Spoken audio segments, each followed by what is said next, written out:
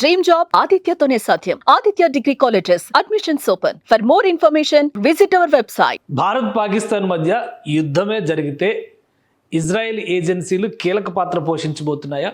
ఈ విషయాన్ని భారతీయ మీడియా కంటే పాకిస్తాన్ మీడియా ముందే పసిగట్టింది. ఇజ్రాయెల్కి చెందినటువంటి ఇంటెలిజెన్స్ సర్వీస్ ఏజెన్సీ కింద చెప్పేటువంటి మొసాద్ ఇప్పటికే భారత్కి సహాయం చేయడం మొదలుపెట్టిందని కీలకమైనటువంటి కొన్ని క్షిపణి రక్షక వ్యవస్థలతో పాటు ఇంటెలిజెన్స్ ఎక్విప్మెంట్ని కూడా భారతదేశానికి ఇచ్చినట్టుగా పాకిస్తాన్ మీడియా చెబుతోంది. ఇది నిజమా కాదా ఒకసారి విశ్లేషించే ప్రయత్నం చేద్దాం.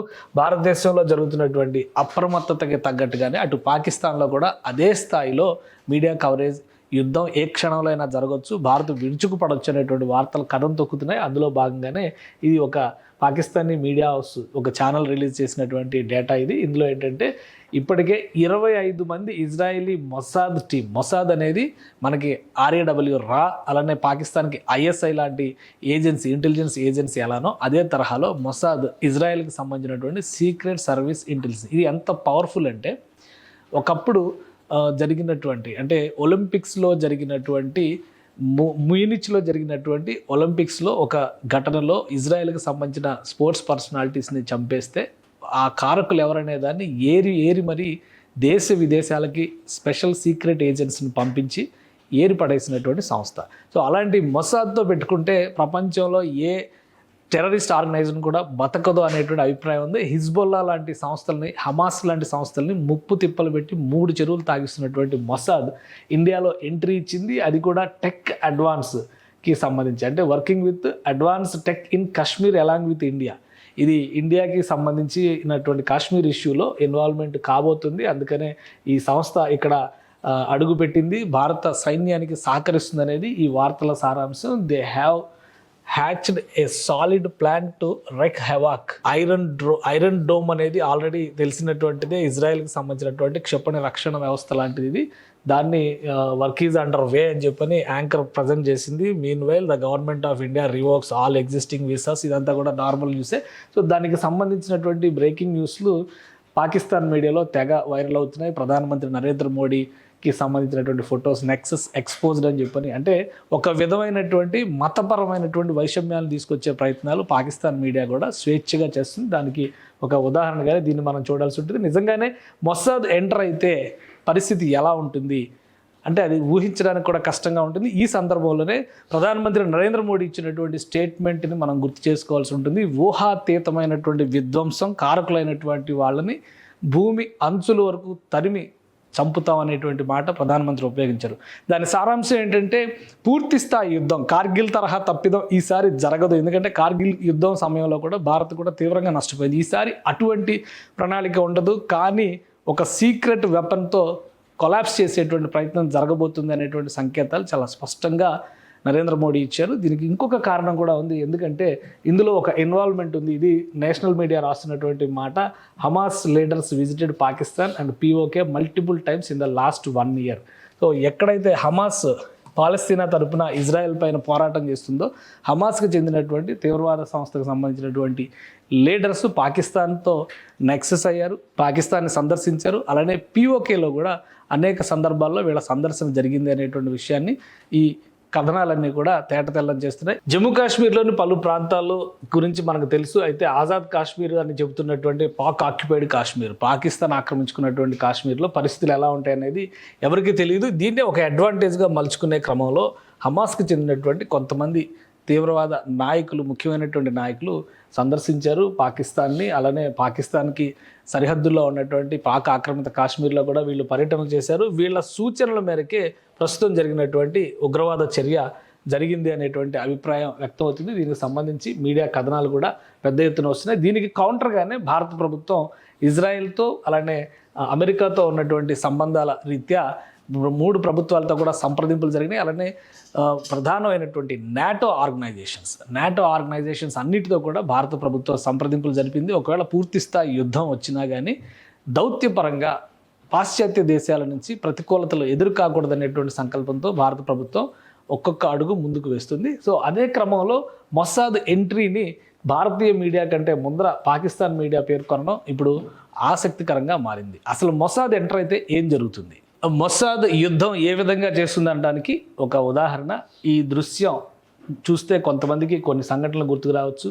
గాజా ప్రాంతంలో ఎప్పుడైతే అటాక్ జరిగి విదేశీయుల్ని ఇజ్రాయెల్ని బందీలుగా హమాస్ తీసుకుందో అప్పుడు యుద్ధం ప్రారంభించింది. దానికి సంబంధించి ఆర్మీ కంటే ముందుగా ఇక్కడ చూస్తున్నటువంటి డ్రోన్స్, అంటే ఒక విధంగా చెప్పాలంటే ఇవి మిసైల్ క్యారియర్ డ్రోన్స్ కింద మనం చెప్పాల్సి ఉంటుంది. ఇక్కడ హమాస్ ఉగ్రవాద నేత ఉండగా అచేతనమైనటువంటి స్థితిలో, బిల్డింగ్లు కొలాప్స్ అయిపోవడం, అచేతనమైనటువంటి స్థితిలో తనను చంపడానికి వచ్చినటువంటి డ్రోన్ని ఏమీ చేయలేని నిస్సహాయ స్థితిలో ఉన్నారు. అతన్ని ఫైర్ చేసింది, ఆ వీడియోస్ని కూడా రిలీజ్ చేసింది మొసాద్. ఆ టైంలోనే మొసాద్ యుద్ధతంత్రం ఏ విధంగా ఉంటుంది అనే దానికి ఒక ఉదాహరణగా దీన్ని మనం చెప్పుకోవాల్సి ఉంటుంది.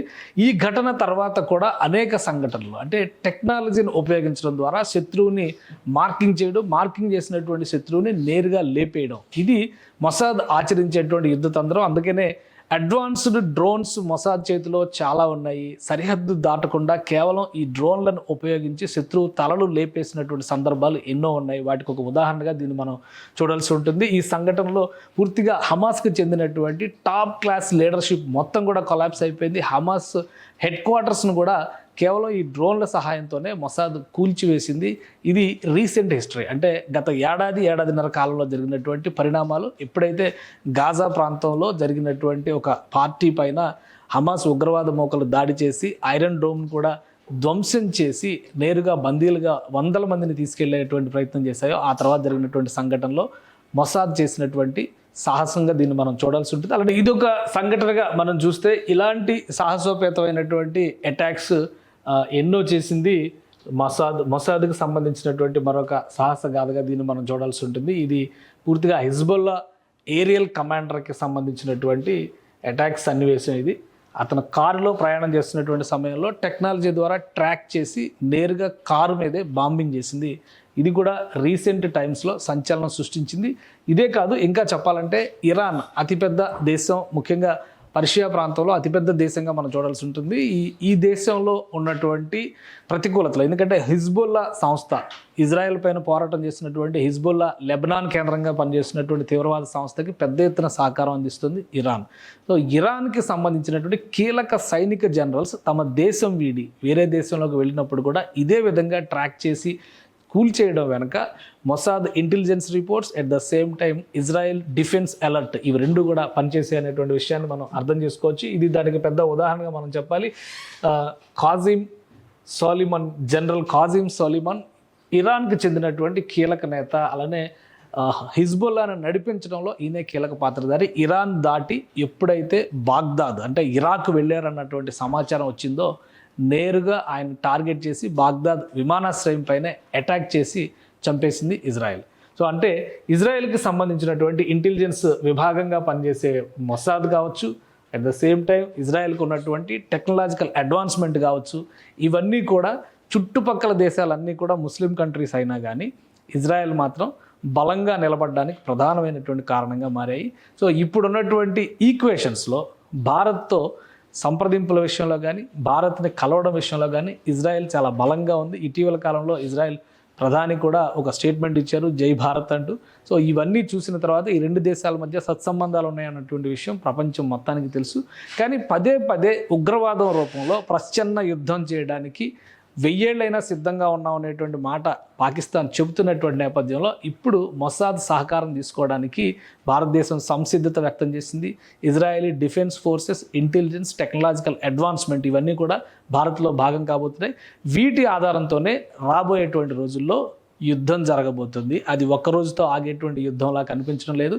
అందరూ భావించినట్టుగా సరిహద్దులపైన జరిగేటువంటి యుద్ధ తాండవం కాదు. అది కేవలం టెక్నాలజీని ఉపయోగించడం ద్వారా పాకిస్తాన్కి సంబంధించినటువంటి ఇంటెలిజెన్స్ సోర్సెస్ని దెబ్బతీయడం, అలానే మిలిటరీ వెబ్సైట్స్ని హ్యాక్ చేయడం, వాటితో పాటు తీవ్రవాదులు, ప్రధానంగా పాకిస్తాన్లో జరుగుతున్నటువంటి ప్రతి తంత్రానికి కారణం పిఓకే కేంద్రంగా జరుగుతున్నటువంటి ఈ యుద్ధాలన్నింటినీ నిలువరించాలంటే ఒక బలమైనటువంటి ప్రణాళికతో ముందుకెళ్లాలనేటువంటి ఆలోచనతో భారతదేశం ఉంది. సో ఆ క్రమంలోనే భారతదేశం నుంచి ఈ గుంజుకున్నటువంటి ప్రాంతం పాక్ ఆక్రమిత కాశ్మీర్గా చరిత్రలో మిగిలిపోయినటువంటి ప్రాంతాన్ని, ఆ ప్రాంతంలో జరుగుతున్నటువంటి తీవ్రవాద దుశ్చర్యల్ని అడ్డుకునేటువంటి క్రమంలో ఈ ప్రాంతం పైన ఫోకస్ పెట్టడానికి భారత ప్రభుత్వం సాయుధ దళాలు కూడా కసరత్తు చేస్తున్నాయి. ఒకవేళ సీరియస్గా డైరెక్ట్ ఇన్వాల్వ్మెంట్ కనుక ఇజ్రాయలీ డిఫెన్స్ ఫోర్సెస్ చేస్తే ఏం చేస్తాయి?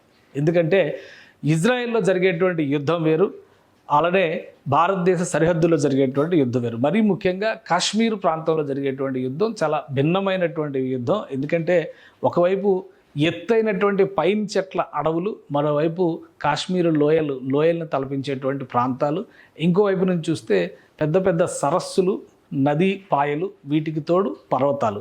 ఈ డిఫరెంట్ జాగ్రఫీ ఉన్నటువంటి ప్రదేశంలో యుద్ధం అంత ఆషామాషి కాదు. అందుకనే ప్రపంచంలోనే సంక్లిష్టమైనటువంటి యుద్ధ భూమిగా కాశ్మీర్ని వ్యవహరిస్తారు.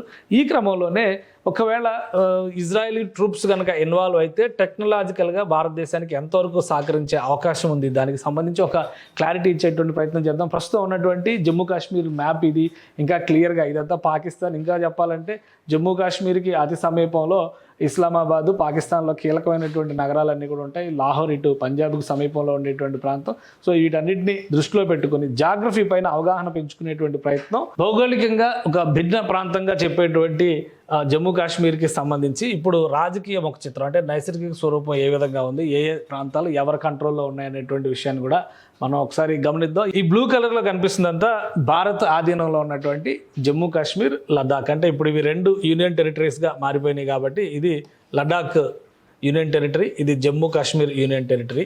సో ఈ ప్రాంతం మాత్రం భారత నియంత్రణలో ఉంది. ఇక గ్రీన్ కలర్లో ఉన్నదంతా కూడా పాక్ ఆక్యుపైడ్ కాశ్మీర్, ఇది పాకిస్తాన్ కంట్రోల్లో ఉన్నటువంటి ప్రాంతం. ఈ రెడ్ కలర్ అంతా కూడా చైనా కంట్రోల్లో ఉన్నటువంటి ప్రాంతం. ఇది చైనా ఆక్యుపైడ్, ఆక్సైచిన్ చైనా 1962 యుద్ధంలో ఆక్రమించుకుంది. ఇక్కడ ఉన్నటువంటి షాగ్జమ్ వ్యాలీని పాకిస్తాన్ చైనాకి దారాదత్తం చేసినటువంటి భూమి. దాదాపు 60,000 చదరపు కిలోమీటర్ల వైశాల్యంతో ఉన్నటువంటి భూమి ఉంటుంది. దీని గుండానే ఇప్పుడు వీళ్ళకి రహదారి వ్యవస్థలు నిర్మించుకునేటువంటి ప్రయత్నాలు జరుగుతున్నాయి. ఇక ఈ గ్రీన్ బెల్ట్లో ఒకసారి మనం గమనించి చూస్తే ఆజాద్ కాశ్మీర్, ఈ మొక్క మాత్రమే ఆజాద్ కాశ్మీర్ కనిపిస్తుంది. అంటే ఇది మొత్తం కూడా కాశ్మీర్ లోయకు సంబంధించినటువంటి ప్రాంతం. అయితే కాశ్మీర్ లోయ ఈ ప్రాంతం వరకే ఉంటుంది. ఇది మిగతా జమ్మూలో ఉన్నటువంటి మొక్క. ఈ మొక్కను మాత్రమే ఆజాద్ కాశ్మీర్ అని వ్యవహరిస్తున్నారు. కాశ్మీర్ పాక్ ఆక్యుపైడ్ కాశ్మీర్ వేరు, ఆజాద్ కాశ్మీర్ వేరు. ఆజాద్ కాశ్మీర్ అనేది పిలుస్తున్నటువంటి ప్రాంతం కేవలం ఈ పరిమితమైనటువంటి భూభాగాన్ని మాత్రమే ఆజాద్ కాశ్మీర్ అంటారు. ఇక ఈ పైన ఉన్నటువంటి ప్రాంతాలను నార్దర్న్ ఏరియాస్ అంటారు. గిల్గిత్ ఏజెన్సీ, బల్టిస్తాన్ ఏజెన్సీ, అలానే డైమీర్, ఇవన్నీ కూడా భాగంగా ఉంటాయి. సో ఇక్కడ ఎందుకు ఈ వేరియేషన్ ఉంది అనేటువంటి విషయాన్ని మనం గమనిస్తే కనుక కాశ్మీర్ లోయ చుట్టూ ఉన్నటువంటి ప్రాంతాల్లో ఎత్తైనటువంటి దట్టమైనటువంటి పైన్ చెట్లు ఉన్న అడవులు ఉంటాయి. అలానే కాశ్మీర్ లోయ భూభాగంలో కిందికి ఉంటుంది. కానీ సముద్ర మట్టం పరంగా చూస్తే కనుక దాదాపు 6,000 అడుగుల ఎత్తులో ఉండేటువంటి ప్రదేశం. ఇక జమ్మూ ప్రాంతం కొంత మైదాన ప్రాంతంగా కనిపిస్తుంది. సో ఈ అంశాలను దృష్టిలో పెట్టుకునే ఈ జాగ్రఫీ పరంగా భౌగోళికంగా ఉన్నటువంటి ఈ ప్రతికూలతలను అడ్వాంటేజ్ చేసుకుని ఎత్తైన పర్వతాల మీద ఎవరుంటే వాళ్ళు యుద్ధం గెలిచేటువంటి పరిస్థితి ఉంటుంది. అందుకనే కార్గిల్ విషయంలో ఎత్తైన గొట్టలను ఆక్రమించేటువంటి ప్రయత్నాలు అప్పటి పాకిస్తాన్ ఆర్మీ చేసింది. సో ఈ అంశాలన్నింటినీ దృష్టిలో పెట్టుకొని ఇప్పుడు భారతదేశం దీనిపైన ఒక సమగ్ర అధ్యయనం చేయబోతుంది. నేరుగా యుద్ధానికి వెళ్ళేటువంటి పని లేకుండా టెక్నాలజికల్ వార్ఫేర్ని ఈసారి ఇన్వాల్వ్ చేయబోతుంది. ప్రధానమంత్రి ఇచ్చినటువంటి స్టేట్మెంట్ సారాంశం అదే.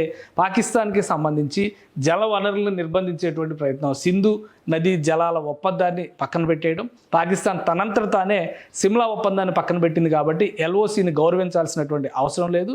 ఇప్పుడు పూర్తి స్థాయి యుద్ధ విమానాలని ఎల్ఓసి అవతలకు పంపించకపోయినా కానీ డ్రోన్స్ లాంటి టెక్నాలజికల్ అడ్వాన్స్మెంట్ ఉన్నటువంటి డ్రోన్ మిసైల్స్ని పంపించడం ద్వారా ఏ ఏ ప్రాంతాల్లో ఉగ్రవాదులు నక్కి ఉన్నారో వాటిని కంప్లీట్గా స్కాన్ చేయడం, జల్లెడ పట్టడం, ఆ తర్వాత అటాక్ చేయడం. 1-2 రోజుల్లో ఈ దిశగా భారత ప్రభుత్వం అడుగులు వేసేటువంటి అవకాశాలు కనిపిస్తున్నాయి. టెక్నికల్గా భారతదేశానికి సహకరించడానికి ఇజ్రాయెల్, అమెరికా, అలానే నాటో దేశాలు కూడా సహకరించడానికి సుముఖంగా ఉన్నాయి. మరి ముఖ్యంగా రష్యా, భారత్కి సంబంధించి అత్యంత మిత్రదేశంగా చెప్పేటువంటి రష్యా కూడా భారతదేశం ఏ నిర్ణయం తీసుకున్నా కానీ దానికి అనుకూలంగా ఉంటామనేటువంటి ప్రకటన చేయడం. ఒక్క చైనా మినహా మిగతా దేశాలన్నీ భారత్కి అనుకూల వాదాన్నే వినిపించాయి. కానీ చైనా నేరుగా కాకపోయినా, బాహాటంగా కాకపోయినా తెర వెనుక పాకిస్తాన్కి సహకరించేటువంటి అవకాశం ఉంటుంది. సో ఒకవేళ ఈ సైబర్ వార్ జరిగినా, ఈ డ్రోన్ వార్ జరిగిన చైనా పాత్ర ఏ విధంగా ఉంటుందనే దానిపైనే పాకిస్తాన్ తట్టుకొని నిలబడడం అనేటువంటి అంశం ఆధారపడి ఉంటుంది. సో ఒకవేళ చైనా గనక ఈ విషయంలో ఎక్కువ ఇన్వాల్వ్ కాకుండా దూరం జరిగితే పాకిస్తాన్ని లొంగదీయడం, ప్రధానంగా ఆజాద్ కాశ్మీర్ని స్వాధీనం చేసుకోవడం పెద్ద కష్టమైనటువంటి అంశం కాకపోవచ్చు. ఆ దిశగా ఆలోచించడం ద్వారానే భారత ప్రధాని ఒక స్ట్రాంగ్ వార్నింగ్ ఇచ్చారు. ఖచ్చితంగా సింధు జలాల్ని ఆపడంతో పాటు ఆజాద్ కాశ్మీర్లో జరుగుతున్నటువంటి ఉగ్రవాద చర్యల్ని, శిక్షణా శిబిరాల్ని ధ్వంసం చేసే దిశగా భారత సైన్యం ముందడుగు వేసేటువంటి అవకాశాలు కనిపిస్తున్నాయి. సుమన్ టీవీలో మీ పర్సనల్ అండ్ బిజినెస్ ప్రమోషన్స్ కోసం కింది నెంబర్కి కాంటాక్ట్ చేయండి.